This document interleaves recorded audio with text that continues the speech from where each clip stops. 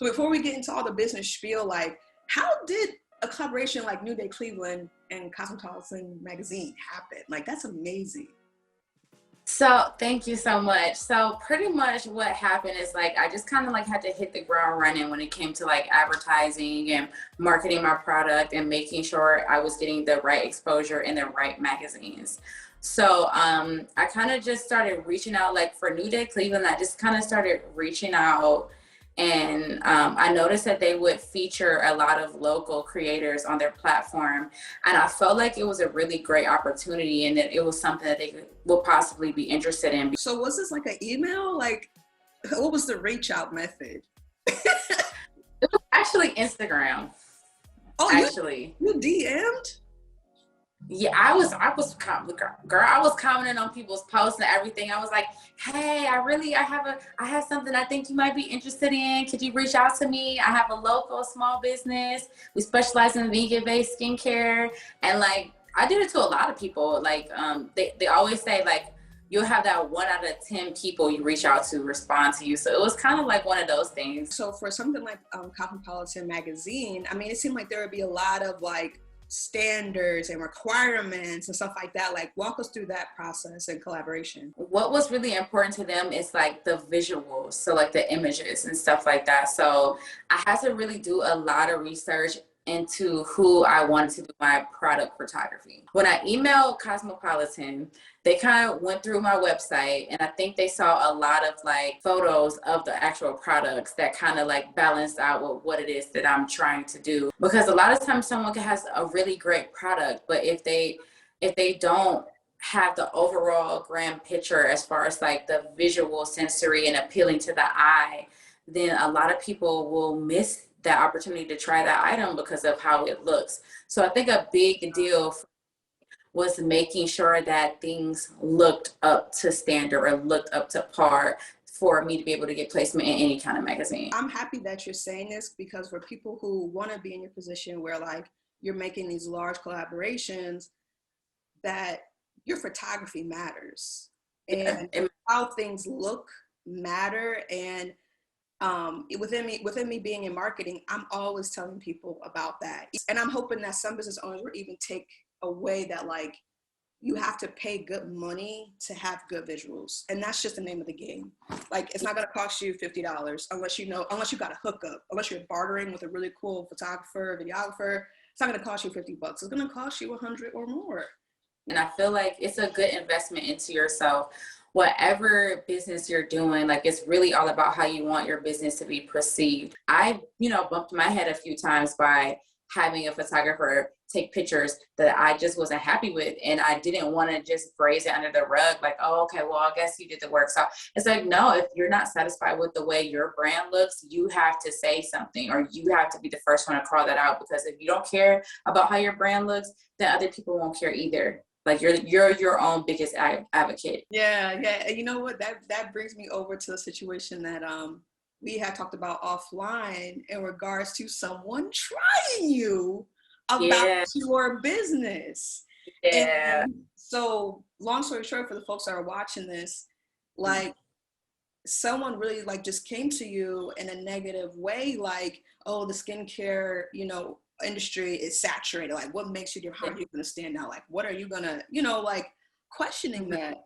And it's crazy to be faced with that kind of opposition, mostly because you would expect for people to have like faith in you or expect them to be positive. And I guess that just goes to show that like you can expect people to treat you how you like to be treated. Yeah. And I, like, when you told me, I was like, wow, that's messed up. And if someone came over to me saying that, I think I would have been very, very frustrated. But it seems like you handled it well. Like, walk us through it. For people who don't know, what happened and what lesson did you get out of that, girl? So, someone who, like, in close proximity with me, we were just kind of like gradually talking about like how, I'm focusing on my business full time, how I don't wish to work full time right now because I want to indulge myself in my business. And they kind of made a comment like, well, there's 8,000 businesses out there with clean beauty with someone named Andrea, like, in case your pops off. And I'm just kind of like, You don't say stuff like that to people. That. And to me, that just kind of like speaks to the fact that you just don't believe in yourself. So because you don't believe in yourself, you don't have to push that onto other people. You're your own best friend. You have to have faith in yourself. You know what I'm saying? It's like there's only you, one you here on this planet. There's only one you. Like God put you here and you're your own individual. Like no one on this planet is like you. Okay. Even our own fingerprints. I think I learned this in kindergarten. Even our fingerprints are all different. Out of the millions of people here on this planet, everyone's fingerprint is different. So it's like for you to say something like, oh, it's so saturated, you kind of won't stand out. That's not necessarily true because I already stand out. I'm a different person than everyone else. So whatever I do, whatever vision I have is going to be completely separate than the next person because it's only one me here. So like I just want to encourage people to like never allow others to doubt you just because they were too nervous to do what you're doing now, just because they didn't feel like invested into their self to the degree that you feel like you should invest into yourself. It's interesting the moments that we experience, and you probably would have preferred not to experience that because that was whack. But at the same time, like that just put one more inch of like hustle. I know it did. Like one more layer of like, oh, this is really okay. Yeah. Watch me work. And y'all are in close proximity, so it's even better now because it's like, watch me shine. Yeah. In this day and age, like people want that glow up look, but they don't want to compromise their skin because there's so many harmful products out in the market now. And what I loved about your product is that from the top to the bottom, I know I'm going to be okay using your product. So I have the lip balm and I have body butter. And I just love that I have a peace of mind. So when I'm doing my whole glow up, getting ready for the night, like I feel like I'm doing good by my body and I don't have to worry about like my skin getting red or a strange reaction or whatever. So like for the people that are looking for that glow up and they want to do it in the right way, like what like skincare tips can you give regarding like taking care of your skin in the right way, especially with different products that are out, you know? Read the ingredients on your personal care items. I don't care how long it is.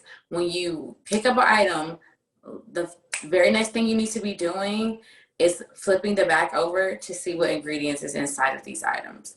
Because there's going to be words you don't know how to pronounce. There are going to be words that you don't even know what it even means. And that's where the research comes in, into researching what's in your products and what you're putting on your face. Like one tagline I usually use when I talk to someone is, what's in your soap? Because most people don't know. Most people don't know the answer to that. Right. They just they wash up, and then they go on about their day. They don't know if they put cancer-causing chemicals on their body. They don't know how many preservatives or dyes they have in their body. How many colorings, like colorants and stuff, like how allergens isn't, you just don't know. Right. So one thing that I definitely encourage is reading the ingredients on your item. That is so important. To what you were saying about products and ingredients and stuff, like when you had pitched at that event, you listed like what makes your product different and also other stuff. Like, so can you walk us through like your products and how like they help to build up the skin and give you that glow? Because I'm glowing with that body butter. Girl. I love that body butter. Thank you. So I can make all of my items myself. Part of that means that I can really stand by my product when I say that it's clean ingredients inside of these items. Like I would never, like cross over anybody. So like all of these items that I use them on myself. Like my shop is filled with soaps that I make. I like unscented body butter. I like the strawberry shortcake body butter. I like the vanilla body butter. I use all of these items myself. And I also use them with conjunction with olive oil on my skin too. And the thing about my products is that the fragrances are naturally derived. So there's no synthetic fillers in any of the fragrances that I use. There's a blend of essential oils as well. So like for the soaps, I use coconut milk, coconut oil, and pure organic essential oils in the soaps. And I use that for aromatherapy purposes. So like while you're taking a shower, you can be moisturizing your skin as well as, you know, breathing in if you have sinuses that are always clogged. I use eucalyptus for that. Or if you just need to relax, you know, or if you just got a good morning and you just have to hurry up and go. Like I have the lemon. I like the lemon soap for mornings like that. Like it's just so, you know, you just, I don't know, it just feels so melony, you know, you just. Yes, it does feel nice. Yeah, it's so cool. I love it. So I just look for things that I need as a person, like what my body gravitates towards. And that's clean products. Like, how do you want to make your voice known in the skincare industry? Like, So I would, what touch your heart the most? You know what I mean? what melts my heart the most. Yeah, because you're doing a good deed. You're doing a good deed. I want to make people aware of their ingredients that they have in their personal care items that could cause cancer. I actually lost my mom to colon cancer. So that's kind of what, like, I was always conscious about what I was using and eating. But after the passing of my mom to colon cancer, I became ever more encouraged to pursue clean beauty. So I would say, Yeah. but I would say that for sure, caring about what you're putting on your body, in your body, and I feel like it will be my responsibility to make people aware, especially we have so many organs that need to work in a certain way for us to be here and for us to thrive and for us to just be able to be ourselves and be womanly. We have so many different organs and we have to cater to them all individually. Right. We have to care for them individually, and we have to make sure that we are careful to what we're exposing our bodies to.